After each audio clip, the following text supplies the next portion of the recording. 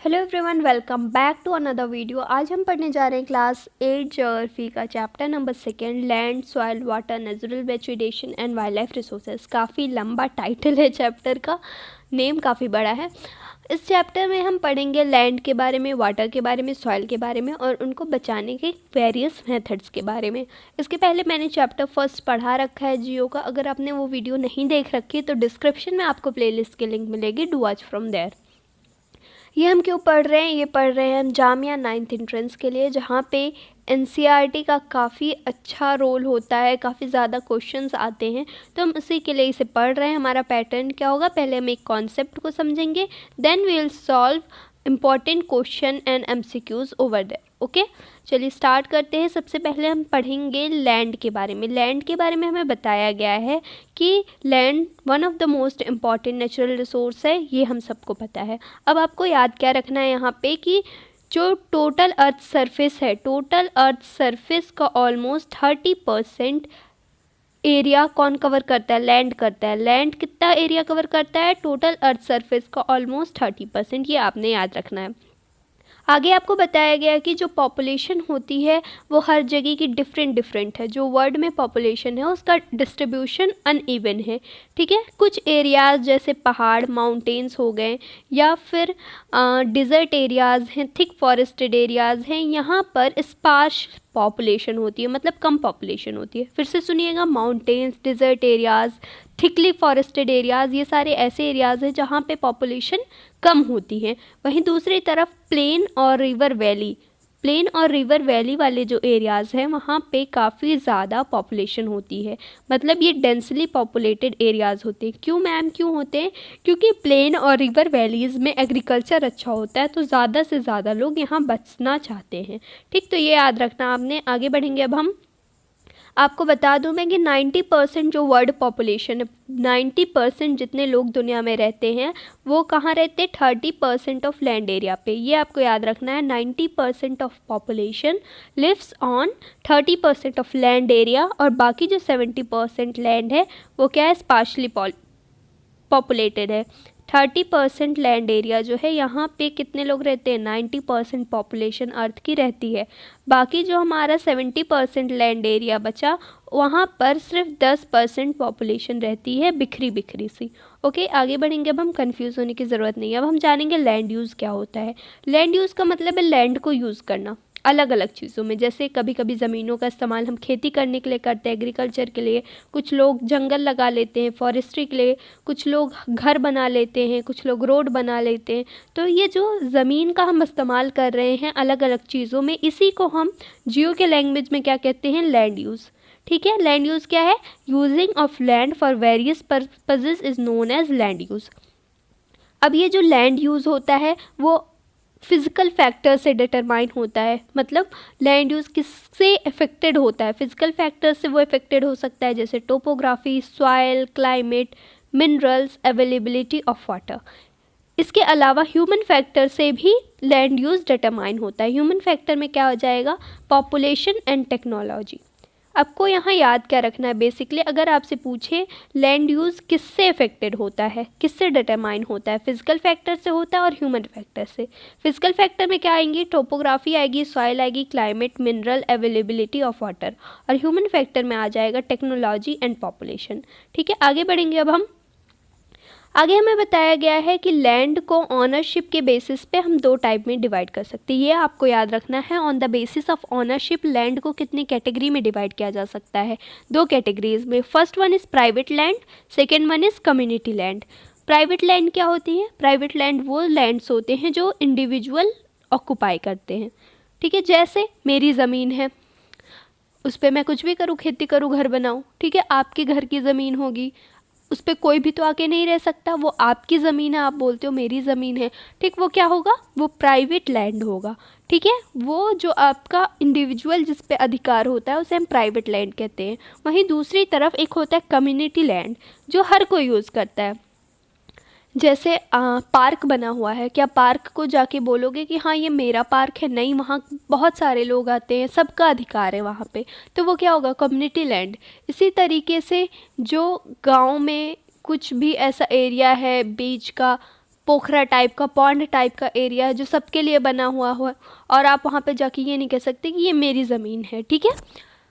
तो पार्क बहुत ही एग्जाम्पल है, अच्छा एग्जाम्पल है कम्युनिटी लैंड का। कम्युनिटी लैंड होता है कई सारे लोग उसको यूज़ करते हैं, उसी पे किसी एक का अधिकार नहीं होता। तो कम्युनिटी लैंड को कॉमन रिसोर्स प्रॉपर्टी रिसोर्सेज के भी नाम से जाना जाता है, ये याद रखना। Community land is also known as common property resources, ठीक है।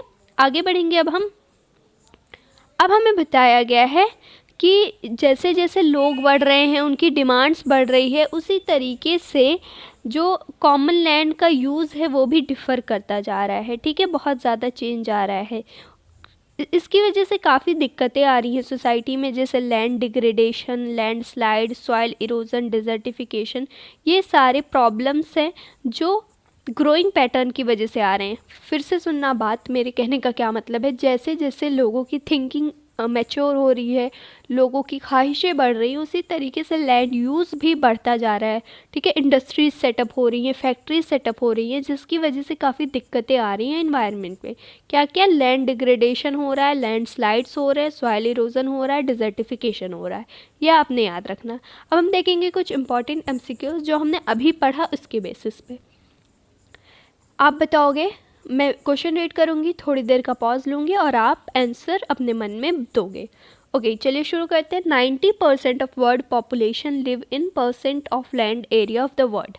Option A 10, option 2 20, option C 30, option D 40। अभी हमने देखा था 90% ऑफ पॉपुलेशन वर्ल्ड की कहाँ रहती है, बिल्कुल सही, 30% ऑफ लैंड एरिया पे रहती है।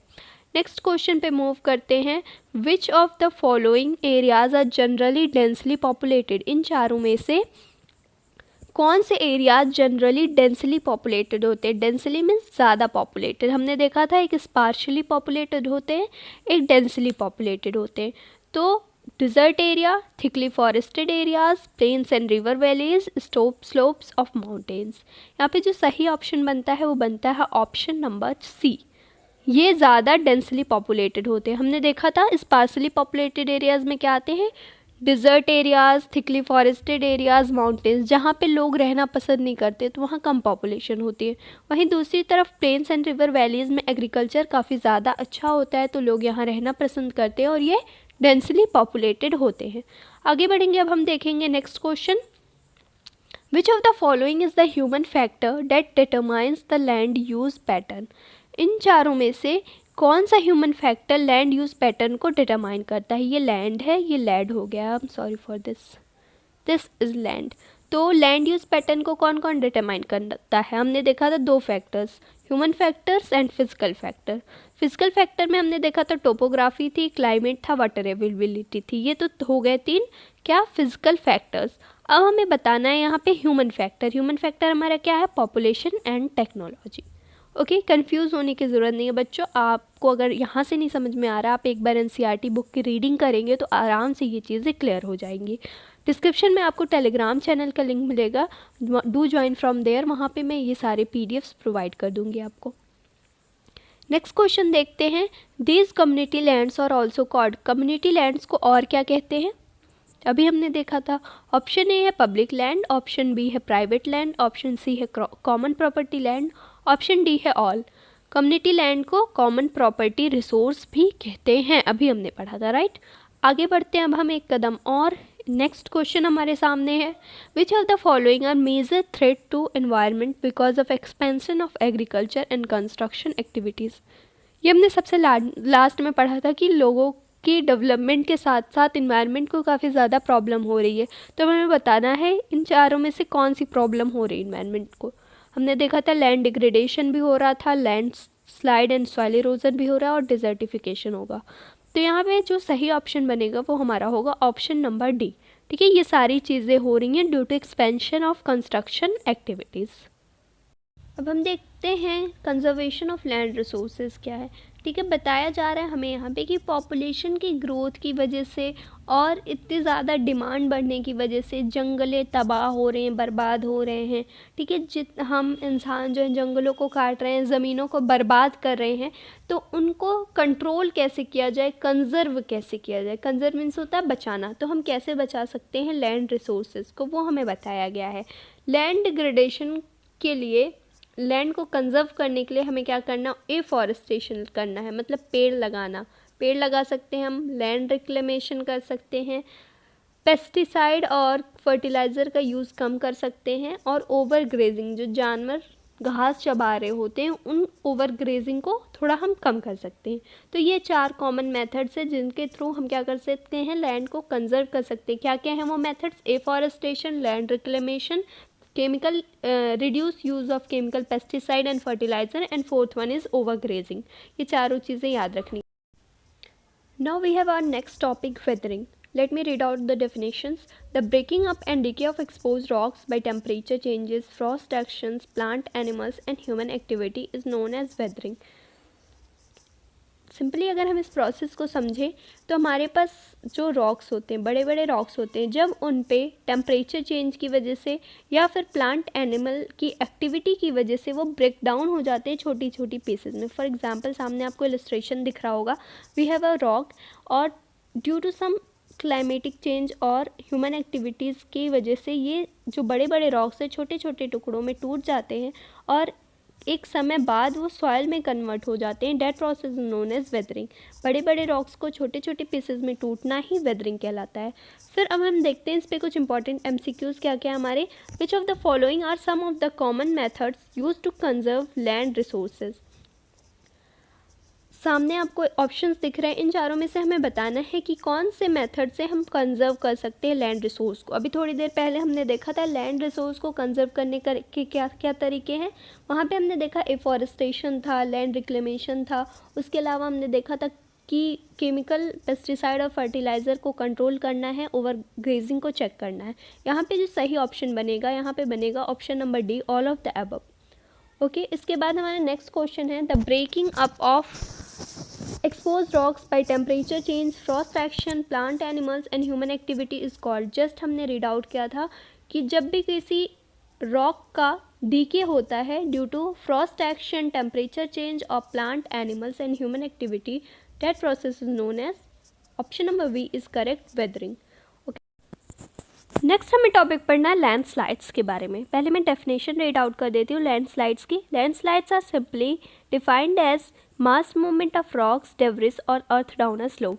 कहने का मतलब है जब भी ज़मीन का कोई हिस्सा टुकड़ा खिसकता है और गिर जाता है उसे हम लैंडस्लाइड कहते हैं। फॉर एग्जांपल ये पहाड़ है, ठीक है, यहाँ पे एक हिस्सा ऐसे टूट गया और गिर गया नीचे, इसी को हम कहेंगे लैंडस्लाइड। जब भी ज़मीन खिसक जाती है अपने जगह से और गिर जाती है, बहुत ज़्यादा मूवमेंट होता है, उसमें मास मूवमेंट होता है, उसी को हम कहते हैं लैंडस्लाइड्स। ओके, लैंडस्लाइड्स क्यों होते हैं? ये अर्थक्वेक की वजह से हो सकते हैं या फिर फ्लड की वजह से, बाढ़ की वजह से या वॉल्केनो की वजह से लैंडस्लाइड्स हो सकती है। ठीक है, आगे बढ़ेंगे। अब हम लैंडस्लाइड पे क्वेश्चन देखते हैं। The mass movement of rock, debris और earth down a slope is called. Example erosion, option erosion, weathering, landslide, desertification. अभी हमने देखा था ये डेफिनेशन किसकी थी? लैंडस्लाइड की थी। Landslide is mass movement of rock, debris और earth down a slope. Okay, next move करते हैं। नेक्स्ट टॉपिक है हमारा सॉइल। सॉइल की डेफिनेशन सबसे पहले देखेंगे। The thin layer of granny substance covering the earth surface of the earth is called soil. जो थिन लेयर होता है अर्थ सरफेस को कवर करने के लिए, उसी को हम सॉइल कहते हैं। ठीक है, जो हमारी मिट्टी है, जो हमारे अर्थ सरफेस को कवर करके रखती है, उसे हम क्या कहते हैं? जियो में सॉइल कहते हैं। राइट, सॉइल किससे बने हुए होते हैं? Soil is made up of organic matter. Organic matter में क्या क्या आता है मैम? जैसे पेड़ के सूखे हुए पत्ते, हमारी सब्जियों के छिलके, जितनी भी ऐसी चीज़ें हैं उन्हें हम ऑर्गेनिक मैटर कहते हैं। मिनरल्स और वेदर्ड रॉक से, वेदर्ड रॉक आपको पता चल गया, मैंने बताया है कि जब बड़े बड़े पत्थर जो होते हैं वो टूटते हैं, छोटे छोटे टुकड़े में हो जाते हैं और एक वक्त आता है कि वो मिट्टी बन जाते हैं। तो सॉइल किससे बना हुआ होता है? ऑर्गेनिक मैटर से, मिनरल से और वेदर्ड रॉक से। ठीक है, आगे बढ़ेंगे। अब हम समझते हैं सॉइल प्रोफाइल के बारे में। सॉइल प्रोफाइल में आपको बताया गया है 4 लेयर्स। सॉइल की 4 लेयर्स बताई गई हैं। सबसे पहले जो टॉप सॉइल है, ऊपर वाला सॉइल जो होता है, वो किससे बना हुआ होता है? ह्यूमस और वेजिटेशन से। मतलब यहाँ पे वेजिटेशन होती है, सूखे पत्ते वगैरह से ये टॉप सॉइल बनती है। सेकेंड है हमारा सब सॉइल। जो सेकेंड लेयर होती है सब सॉइल की, वो किससे बनी हुई होती है? Sand, silt and clay. Okay, third layer of soil is made out of rock materials, weathered rock materials, and fourth portion is made up of parent rock. Okay, I hope आपको clear हो गया होगा soil profile. बच्चों video थोड़ी ज़्यादा लंबी हो जा रही है इसलिए मैं काफ़ी तेज़ी से पढ़ा रही हूँ। अगर आपको समझ नहीं आए तो you can ask in comment section, okay. So ज़्यादा घबराने की ज़रूरत नहीं है, आप पूछ सकते हो मुझसे। आगे हम देखेंगे factors of soil formation. Soil formation, मिट्टी बनती कैसे है, किन वजहों से बनती है, क्या क्या फैक्टर्स उसे अफेक्ट करते हैं, हम उसके बारे में देखेंगे, ठीक है। उसको क्या क्या अफेक्ट करते हैं सॉइल फॉर्मेशन को। Nature of parent rock affect करता है और क्लाइमेटिक फैक्टर। इसके अलावा और भी चीज़ें होती हैं जो सॉइल फॉर्मेशन को अफेक्ट करती हैं। सॉइल फॉर्मेशन मैंने क्या बोला, मिट्टी का बनना। चलिए देखते हैं पेरेंट रॉक्स क्या करते हैं। पेरेंट रॉक क्या करते हैं, अभी हमने देखा पेरेंट रॉक क्या है, सबसे नीचा जो लेयर है सॉइल प्रोफाइल का वो पेरेंट रॉक का है। तो अब हम देखेंगे पेरेंट रॉक क्या करते हैं। Parent rock determines colour, texture, chemical properties, mineral content and permeability, ठीक है। ये पेरेंट रॉक्स क्या करते हैं, सॉइल का कलर कैसा रहेगा, सॉइल का टेक्सचर कैसा रहेगा, सॉइल की केमिकल प्रॉपर्टी कैसी रहेगी, मिनरल कैसे रहेंगे, ये सारा कौन डिटरमाइन करता है, ये सारा करते हैं पेरेंट रॉक। सेकेंड देखेंगे क्लाइमेट्स क्या करते हैं। क्लाइमेट डिटरमाइन करते हैं temperature, rainfall influence, rate of weathering and humus formation, ठीक है। टेम्परेचर, रेनफॉल की वजह से रेट ऑफ वेदरिंग इन्फ्लुएंस होती है और ह्यूमस फॉर्मेशन। सिंपल सी बात है, क्लाइमेट की वजह से क्या इफेक्ट होता है, ह्यूमस फॉर्मेशन और वेदरिंग। रिलीफ की वजह से क्या होता है सॉइल का determine, altitude and slope determines accumulation of soil. Accumulation of soil determined by relief, ठीक है। जो एल्टीट्यूड होता है स्लोप की हाइट कितनी है वो डिटरमाइन करते हैं कि एक जगह पे कितनी मिट्टी इकट्ठा होगी। फिर फ्लोरा फौना क्या करते हैं, फ्लोरा फौना इफेक्ट करते हैं ह्यूमस फॉर्मेशन को। एक चीज़ याद रखना, क्लाइमेट की वजह से भी ह्यूमस फॉर्मेशन इफेक्ट होता है और फ्लोरा फौना की वजह से भी ह्यूमस फॉर्मेशन इफेक्ट होता है। और टाइम क्या डिटरमाइन करता है, टाइम डिटरमाइन करता है कि सॉइल प्रोफाइल की थिकनेस कैसी है। फिर से मैं रिपीट कर रही हूँ सारी चीज़ें। पेरेंट रॉक क्या क्या डिटरमाइन करते हैं, कलर डिटरमाइन करते हैं, texture, chemical property, mineral content and permeability. Climate से क्या क्या इफेक्ट होता है, वेदरिंग इफेक्ट होता है और ह्यूमस फॉर्मेशन इफेक्ट होता है। इसके अलावा हमने देखा रिलीफ से क्या होता है, एक्यूमुलेशन ऑफ सॉइल इफेक्ट होता है। फिर रेट, ह्यूमस फॉर्मेशन का रेट कैसे इफेक्ट होता है, flora fauna and micro organism की वजह से। देन वी हैव टाइम की वजह से सॉइल प्रोफाइल की थिकनेस कैसी है वो डिटरमाइन होता है। आगे बढ़ेंगे, अब हम जानते हैं कि सॉइल को बनने में कितना समय लगता है। यहाँ पे आपको बताया गया है, डू यू नो बच्चों व्हाट, कि 1 सेंटीमीटर सॉइल को बनने के लिए सैकड़ों साल लग जाते हैं, ठीक है। सैकड़ों साल लग जाते हैं 1 सेंटीमीटर सॉइल बनने के लिए। सोचिए इतनी ज़्यादा मिट्टी बनने में कितना समय लगा होगा। फिर अब हम देखते हैं इस पर कुछ important questions. Which of the following influence the rate of weathering and humus formation of soil. अभी हमने देखा रेट ऑफ वेदरिंग और ह्यूमस फॉर्मेशन कौन डिटरमाइन करता है, बिल्कुल सही, क्लाइमेट की वजह से हमारी वेदरिंग और रेट और ह्यूमस फॉर्मेशन डिटरमाइन होते हैं। Then second question is which of the following determines colour, texture, chemical properties, mineral content and permeability of soils. ये किसकी वजह से होते हैं, ऑप्शन ए है पेरेंट रॉक्स, ऑप्शन बी है क्लाइमेट, ऑप्शन सी है रिलीफ, ऑप्शन डी है टाइम। यहाँ पे हमने देखा था chemical properties, colour, texture, permeability, ये सारी चीज़ें डिटरमाइन होती हैं पेरेंट रॉक्स की वजह से। Okay, so next question is which of the following determines the accumulation of soil. जो सॉइल की एक्यूमुलेशन है वो कौन से फैक्टर्स डिटरमाइन करते हैं।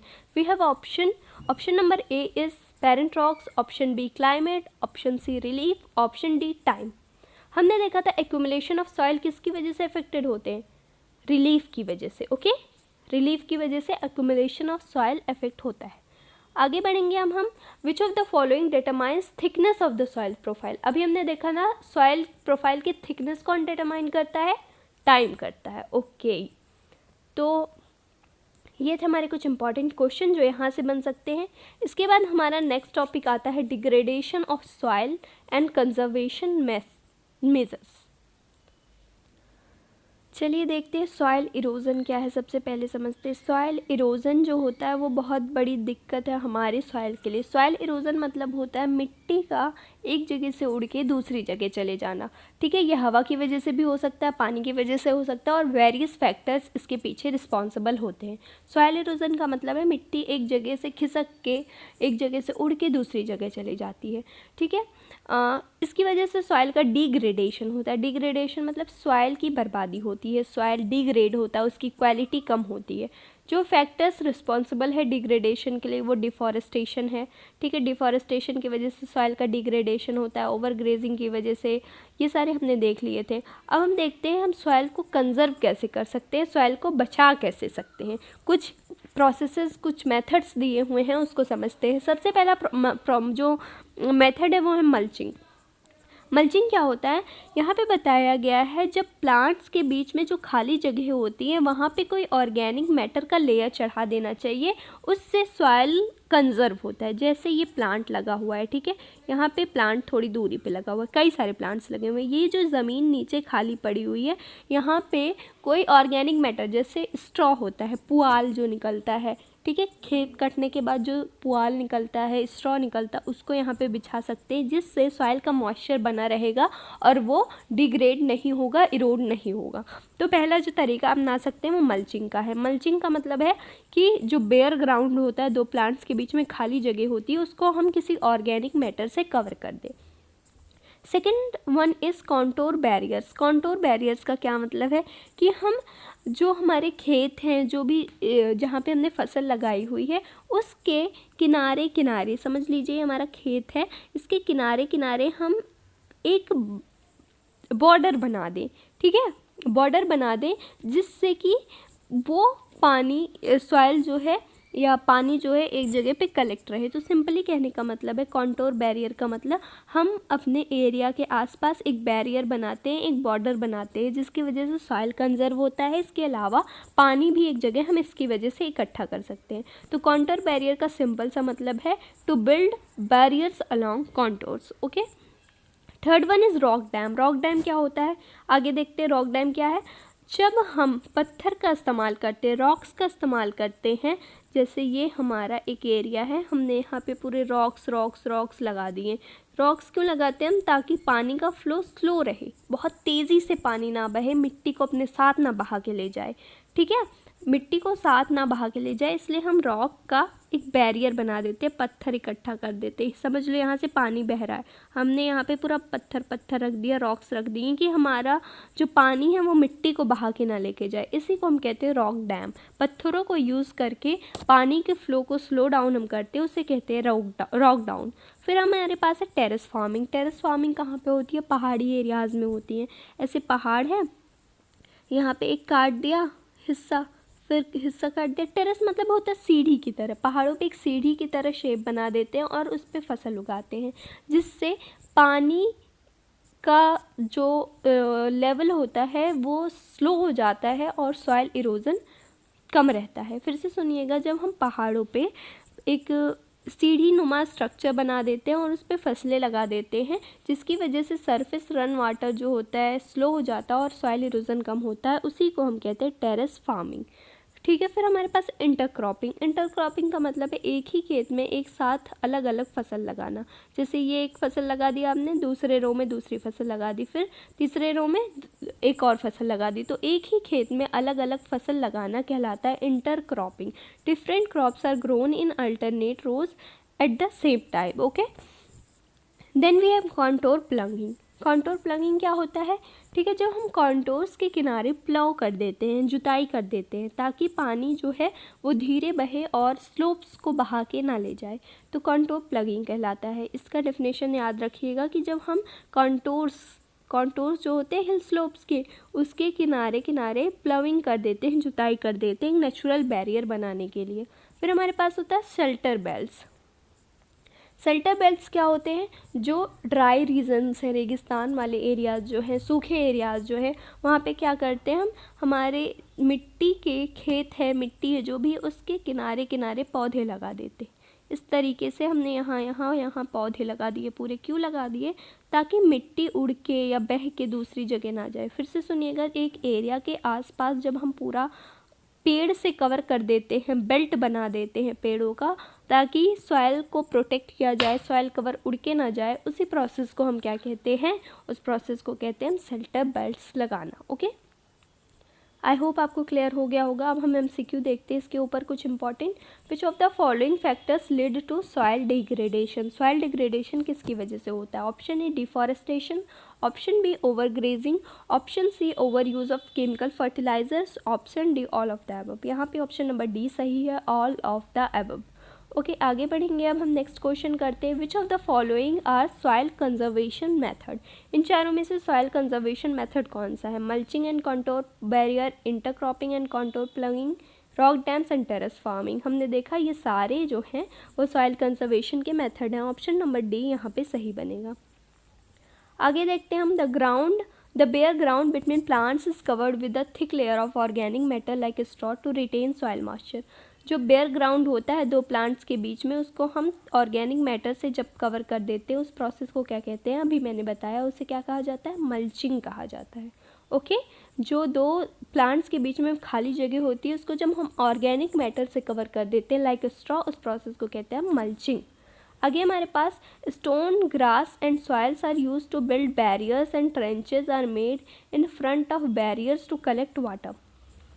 जब हम स्टोन्स, ग्रास या सॉइल का यूज़ करके बैरियर बनाते हैं और उस बैरियर में पानी भी कलेक्ट किया जाता है, तो उसे क्या कहा जाता है? उसे कहते हैं कॉन्टोर बैरियर। ठीक है, बैरियर जहाँ हम बनाते हैं उसे कहा जाता है कॉन्टोर बैरियर। नेक्स्ट क्वेश्चन है, rocks are piled up to slow down the flow of water. This prevent gullies and further soil loss. This type of soil conservation is called. जब हम रॉक्स का इस्तेमाल करते हैं पानी के फ्लो को कम करने के लिए, बिल्कुल सही, ऑप्शन नंबर ए सही है, रॉक डैम।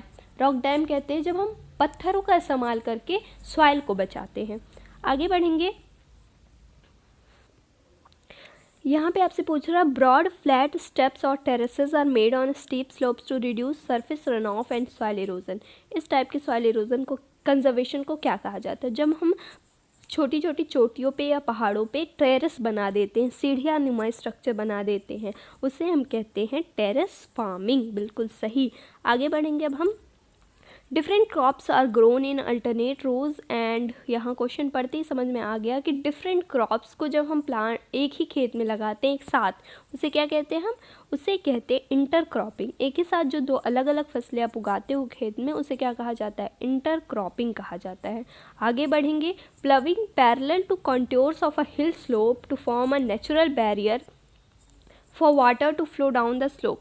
इस टाइप के सॉइल कंजर्वेशन को क्या कहा जाता है? जब हम कॉन्टोर हिल्स के पैरेलल में प्लगिंग कर देते हैं, जुताई कर देते हैं, उसे कहा जाता है कॉन्टोर प्लविंग।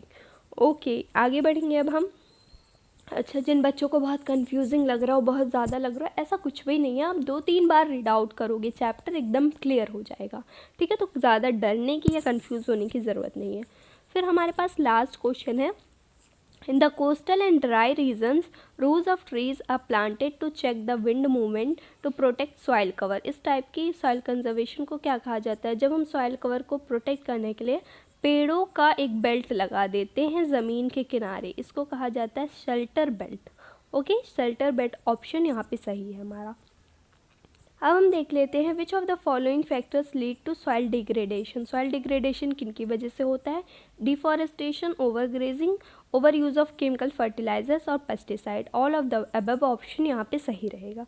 ठीक है, आज के लिए बस इतना ही रखते हैं, काफ़ी लंबा चैप्टर हो जा रहा है, तो आज हम ये करते हैं, नेक्स्ट वीडियो में हम पार्ट 2 लाएंगे और ये पूरा चैप्टर कंप्लीट हो जाएगा। सो आज के लिए इतना ही। Thank you everyone, keep supporting, subscribe the channel और वीडियो को लाइक कर दिया करिए ज़रूर।